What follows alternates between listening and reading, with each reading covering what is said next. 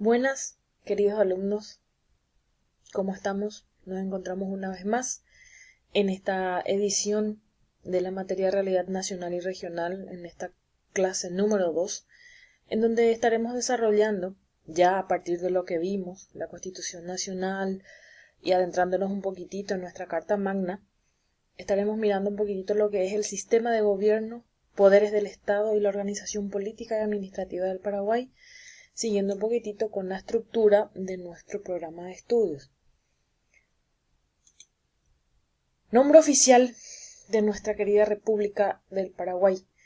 La capital, como bien sabemos, Nuestra Señora de la Asunción, o simplemente más conocida como Asunción, fundada el 15 de agosto de 1537. Y nuestra fecha de formación como Estado, como República del Paraguay, el 14 y 15 de mayo de 1811, históricamente conocemos como nuestra independencia de España. ¿Cuál es la forma de Estado o el sistema de gobierno que tiene nuestro país? El artículo 1 de la Constitución Nacional habla de la forma de Estado y de gobierno e indica que la República del Paraguay es para siempre libre e independiente. Se constituye en Estado social de derecho, unitario, indivisible y descentralizado en las formas que establecen esta Constitución y las leyes. Por tanto, el Paraguay adopta para su gobierno la democracia representativa, participativa y pluralista, fundada en el reconocimiento de la dignidad humana.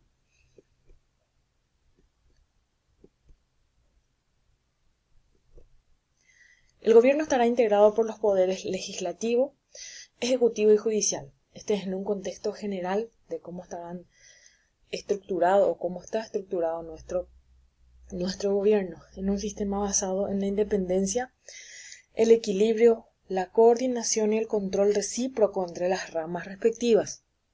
Ninguna rama del gobierno puede atribuirse a sí misma ni otorgar a las otras ramas o a los otros poderes adicionales o la totalidad del poder público. Una innovación importante en la Constitución de 1992 es que se establece expresamente que la dictadura está fuera de los límites de la ley. Y en este apartado quiero comentarles un poquitito a grandes rasgos sobre los tres poderes que hacen nuestro gobierno: el poder ejecutivo, el legislativo y el judicial. En el poder ejecutivo es ejercido por el presidente de la República, un funcionario personal elegido por voto directo. Es la más digna de todas las oficinas públicas nacionales. Es elegido por un periodo de 5 años y sin derecho a reelección. El presidente representa al Estado, dirige la Administración General de la Nación, obedece y ejecuta la Constitución y la ley, dirige las relaciones exteriores y es comandante en jefe de las Fuerzas Armadas. Además, el presidente tiene la atribución exclusiva de otorgar el perdón de las sanciones impuestas a los individuos por los tribunales del Poder Judicial, el llamado indulto presidencial. El presidente también puede vetar total o parcialmente las leyes sancionadas por el Congreso, así como el deber de elaborar a través del Ministerio de Finanzas el proyecto anual del presupuesto nacional de la Nación y presentarlos para su aprobación al Congreso.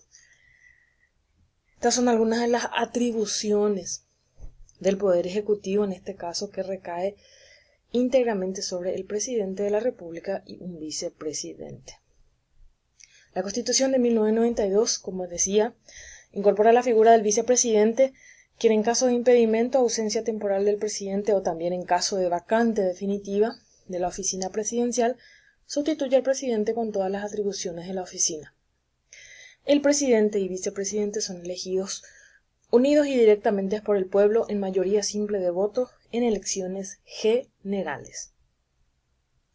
Y vamos un poquitito a lo que es el poder legislativo, que habla del ejercicio que justamente tiene el Congreso Nacional. El Congreso Nacional, constituido por la Cámara de Senadores, también llamada Cámara Alta, y la Cámara de Diputados, también llamada Cámara Baja. El principal y los miembros suplentes de ambas cámaras son elegidos directamente por el pueblo en las elecciones generales, al mismo tiempo que son electos presidente y vicepresidente de la República. Las elecciones senatoriales son nacionales, o sea, los senadores, mientras que las elecciones para los diputados son departamentales. Ambas cámaras conforman conjuntamente el Congreso.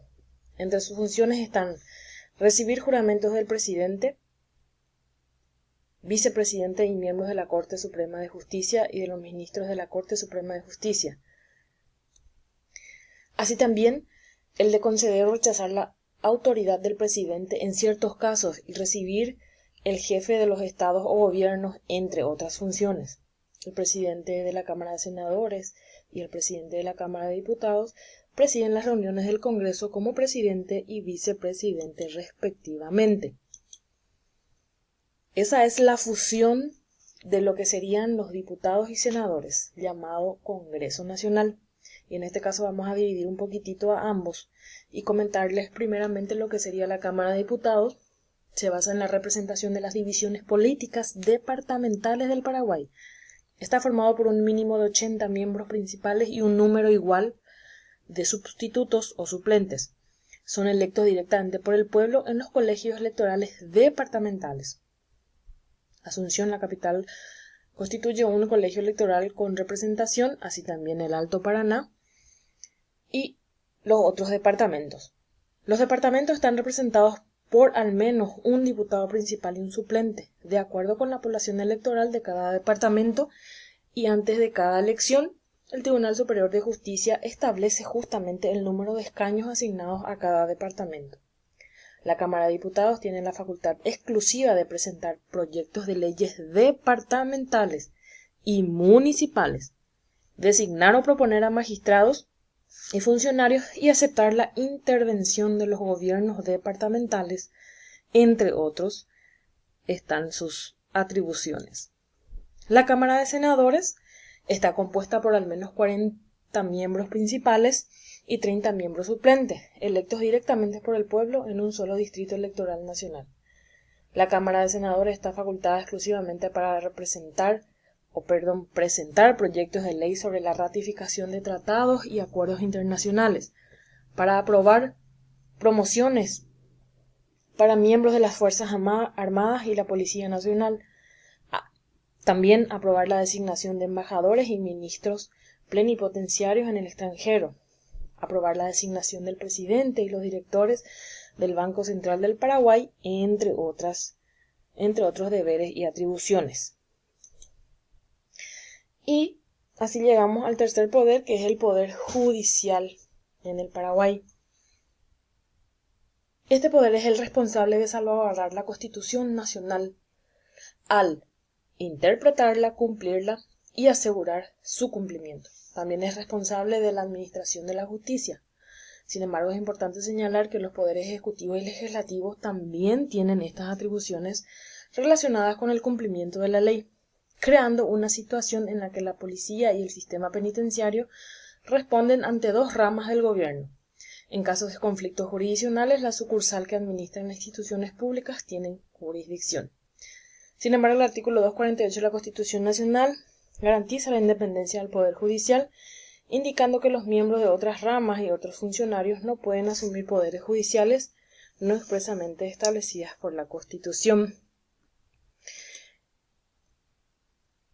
Y por último, quería tocar con ustedes y ver un poquitito lo que es la estructura política y administrativa del país. Justamente está dividida en departamentos, municipalidades y distritos que gozan de autonomía política, administrativa y normativa en asuntos locales.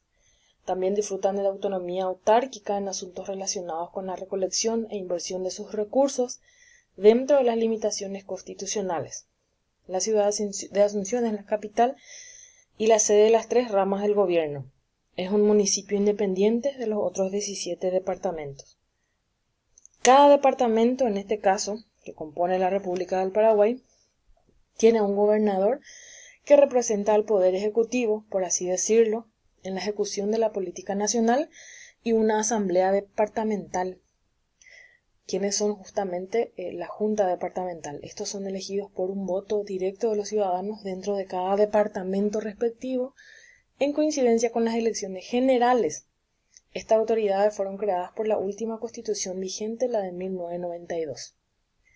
Y los municipios son otra vez entidades del gobierno local con personalidad jurídica.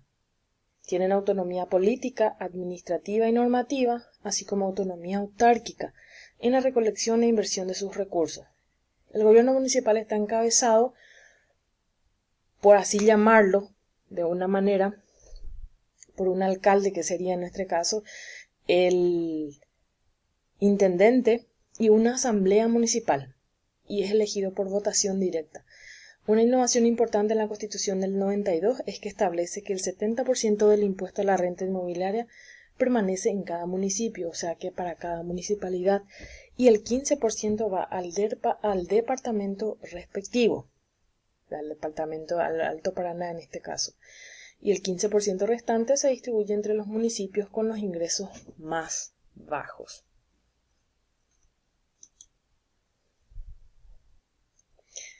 Y en cuanto a las normativas que rigen y garantizan la convivencia en una organización de Estado, atendiendo a todo lo que ya vimos, la estructura de los poderes del Estado, la organización política y administrativa de lo que es la República del Paraguay, vamos un poquitito, y la Constitución Nacional, vamos un poquitito a adentrarnos en lo que es las normativas que justamente nos rigen para poder nosotros interrelacionarnos como seres humanos y respetar los derechos de los otros, que respeten los nuestros, saber nuestros deberes, nuestras obligaciones, saber qué está bien y qué está mal y qué puedo hacer y no puedo hacer.